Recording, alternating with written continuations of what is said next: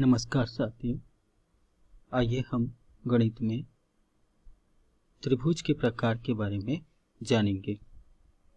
चलिए शुरू करते हैं। तो इसकी शुरुआत हम त्रिभुज की परिभाषा से करते हैं। सबसे पहले हम त्रिभुज की परिभाषा के बारे में जानते हैं। तो त्रिभुज की परिभाषा तीन भुजाओं से बनी बंद आकृति को त्रिभुज कहते हैं।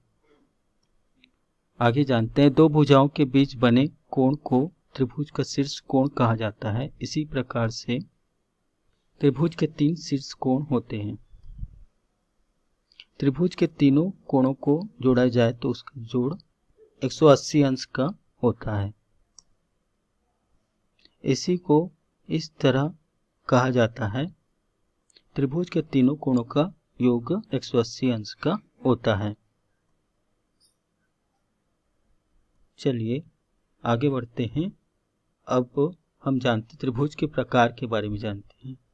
तो त्रिभुज के प्रकार हम भुजा के आधार पर त्रिभुज के प्रकार के बारे में जानेंगे।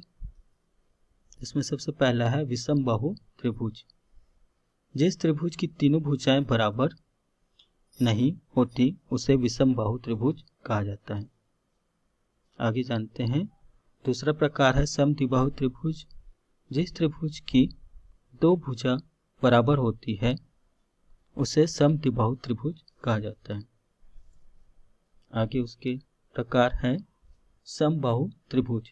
जिस त्रिभुज की सभी भुजाएं बराबर होती है उसे हम समबाहु त्रिभुज कहते हैं। तो इस प्रकार से भुजा के आधार पर हम त्रिभुज के इन प्रकारों को बांट सकते हैं। Thank you.